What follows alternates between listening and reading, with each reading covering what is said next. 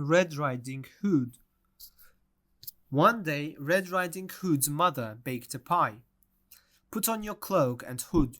Go and see how Granny is," she said. "She's not very well. Take this pie and give her a kiss. Go the long way round the wood. Don't take the short way through the wood." So Red Riding Hood went to her grandmother's house, but when she came to the wood, she forgot her mother's warning and took the short way. She had not gone far when she met a woodcutter.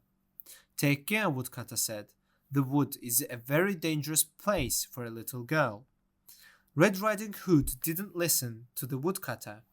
She dilly-dallied along the way and picked up flowers for her granny. A big bad wolf was looking for a lunch and spied Red Riding Hood amongst the flowers. He wanted to eat her, but he could hear the sound of the woodcutter's axe and he knew he is working close, so the wolf didn't dare show himself. The wolf ran ahead and waited for Red Riding Hood further along the path. "Good morning," he said politely, walking with the little girl. "Where are you going?"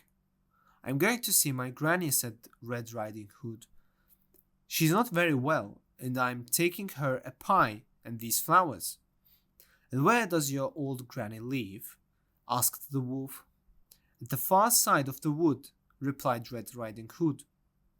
"Well, I mustn't keep you," said the wolf. "Goodbye now." He watched Red Riding Hood out of sight into the wood. The wolf took the short way through the woods to Granny's house. He was already thinking about his next meal as he knocked the door. "Who is there?" called Granny. "It's little Red Riding Hood," replied the wolf, making his usually rough voice sound very small and squeaky. "I've brought you a pie and some flowers, Grandma." Granny was in bed and not very well, so she cried, "Pull up the latch and come in." The wolf pulled up the latch, went in, jumped on the old lady and ate her up.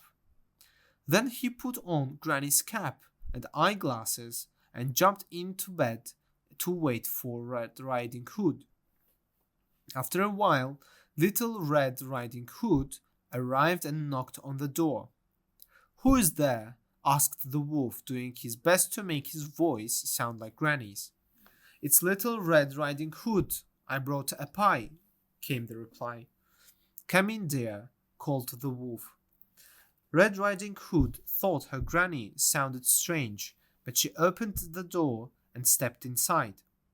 She saw a figure in bed, wearing a nightcap and eyeglasses, with the sheets pulled up to the chin. "Grandmamma, how strange you look today," said Red Riding Hood. "What big eyes you have."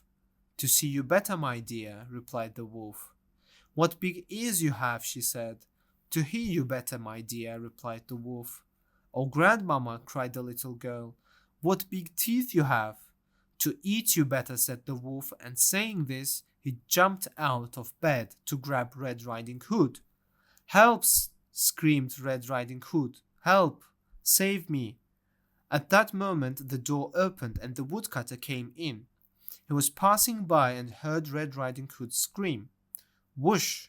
He hit the wolf with his axe, and oh my God, would you believe it? Granny came out. The old lady was scared, but quite well. "I would like a cup of tea," said Granny, and laughed. So they all had tea and ate the delicious pie. Later, as it was getting dark, the woodcutter lifted Red Riding Hood onto his shoulders. He carried her home through the woods. You can imagine how her mother was to hear the story.